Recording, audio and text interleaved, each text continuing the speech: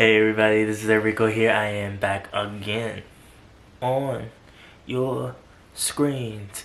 I hope you guys are hanging in there. Ayo, ayo. I don't know what that was, but I'm just happy to be seeing you guys again. Let's talk a little bit of Korean pop.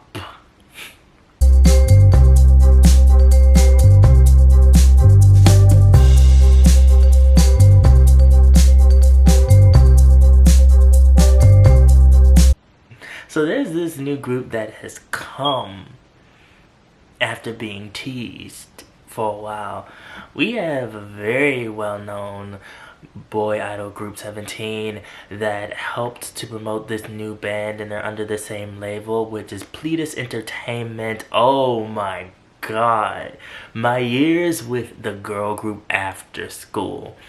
I feel so sad for people that did not grow up in the era of After School. This is a girl group that had such different, diverse concepts. We talk about tap dancing. They had them with doing band. I mean, Pleatus Entertainment was coming with the heat, with the concepts, and if you were not alive or was not into K-pop during that time, you missed a gem. I feel bad for you, I really do.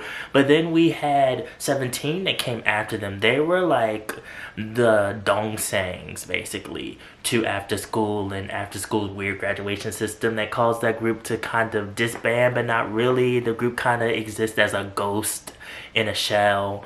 And 17 came after that, where they just pretty much worked very hard to dominate. They are called the kings of dance because they are the kings of being in unison. And so 17 was basically the only boy band, now that I think about it, under Pleatus. And they debuted 9 years ago. And it's just like, oh my goodness, it's been that long. But 17 did look like babies when they first came out. They looked like Robin the Cradle little boys. And now we have the new little boy group that popped up, and they are called TWS. There's going to be a discrepancy with the name of this group and the English fans, because TWS, I was trying to think but the Korean name don't sound nothing like TWS. The Korean name is Tuosa. And everybody in Korea and people that speak Korean call them Tuosa. So, but TWS, I guess the English fans will just be calling them TWS when they decide to tour in English speaking places.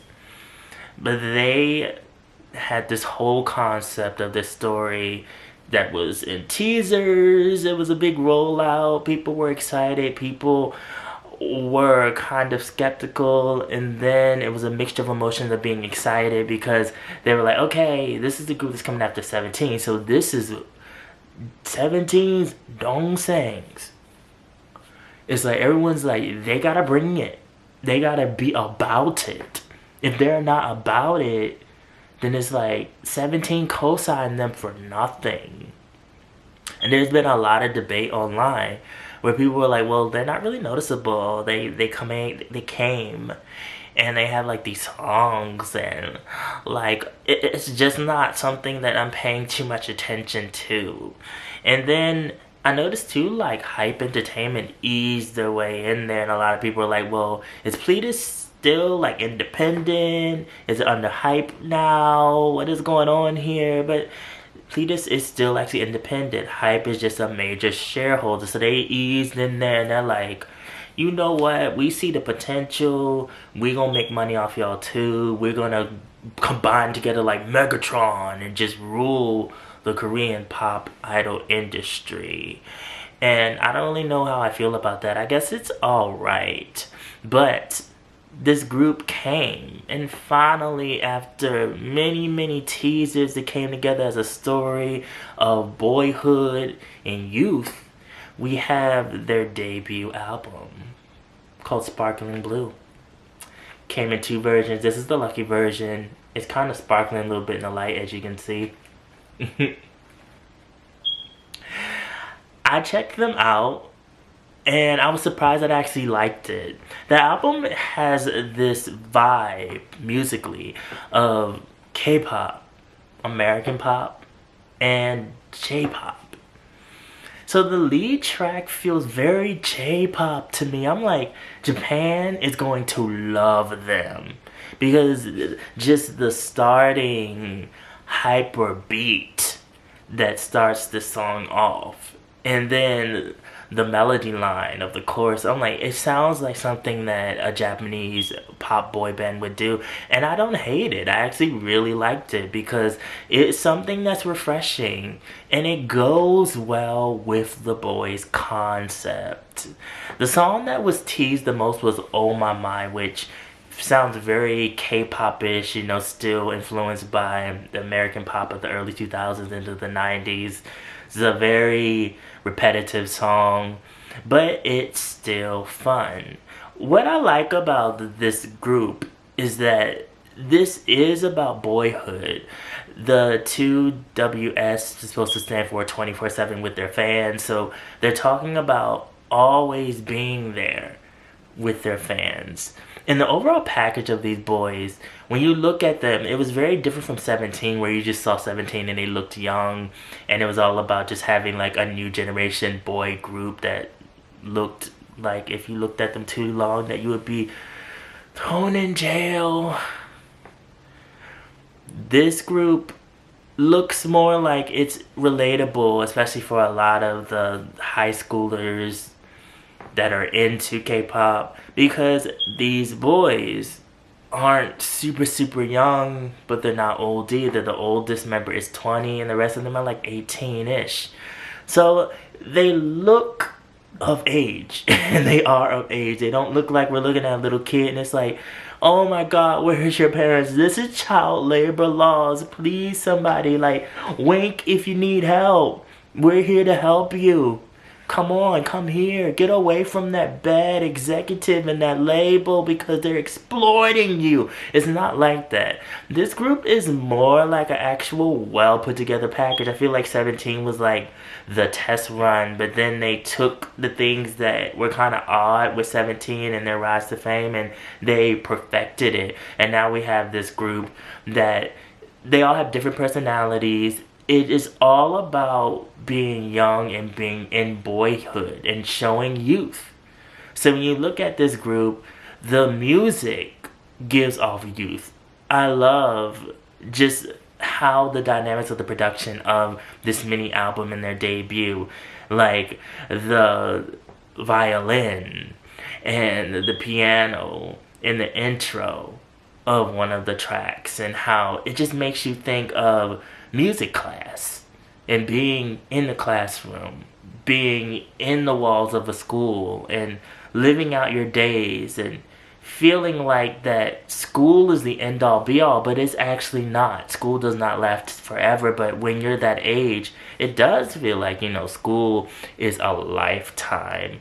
And it's not a lifetime, but it's a lifetime of memories. And so when I look at Tuosu, when it comes to seeing them and like their behind the scenes cam shows that they show where you get to see the personality, I just see young boys who have been given an opportunity, who is being put in the spotlight, and they train together.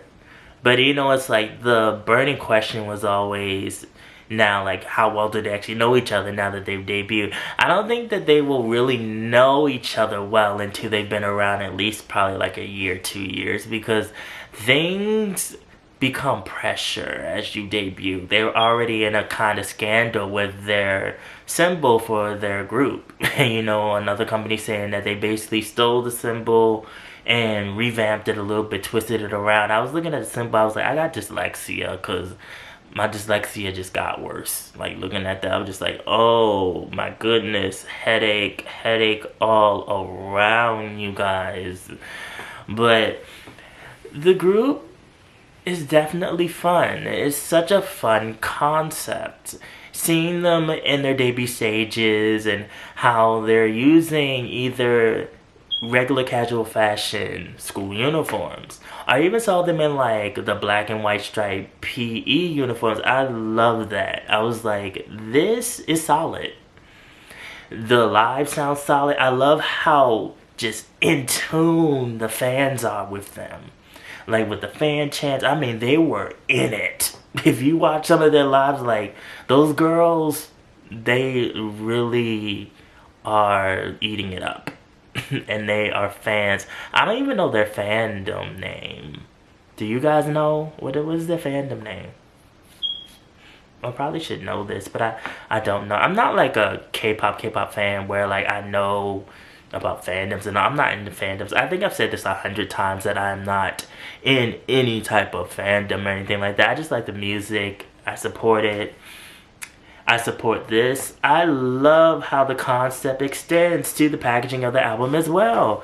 We get like a journal that reminds you of school and youth and taking notes in class. I mean, it's such a cute packaging. When I opened it up, I was like, oh, I love this. I'm like, I love how they are so in this concept. Like, they're in it. Like, they're wearing this concept of youth on their sleeves. And just flipping through it, I was like, this is such a nice album. It's so cute. I'm like, I love when concepts are cute in all of everything. The music, the image, all flows. And it flows well. There are a lot of K-pop albums, I'm not gonna lie to you, where you look at some of the pictures and it's like, yeah, this was thrown together, wasn't it? Like, y'all took these pictures in the company office. Y'all took this behind a dumpster. Y'all took this on a set. You just threw like some flowers in a random window and you know that they look good. So you know they're gonna go and like whiten up the pictures a little bit, make them look super pale. Throw some color contacts in there. But I love just how to the point their concept is. It's boyhood, boys in high school, graduating high school, going to college. And it shows in all of the pictures. And the pictures are just, is what it is. And it shows all of this so well. And the whole mini album is good. You know, I like how there's something in there for everybody.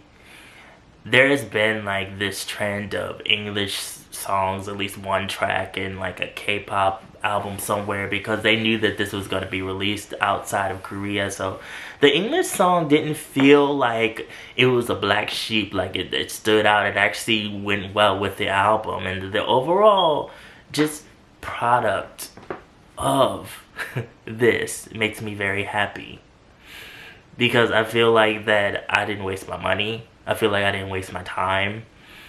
I feel like I didn't waste my emotions. I also noticed too, as a little side note, that they have a Chinese member. I was looking through their thank you letters and I was like, oh, they got a Chinese member. Are the rest of them all Korean? I got to go back and look. Let me find out they squeeze in like a Japanese member in there too somewhere. And he's just like hiding incognito and he's like,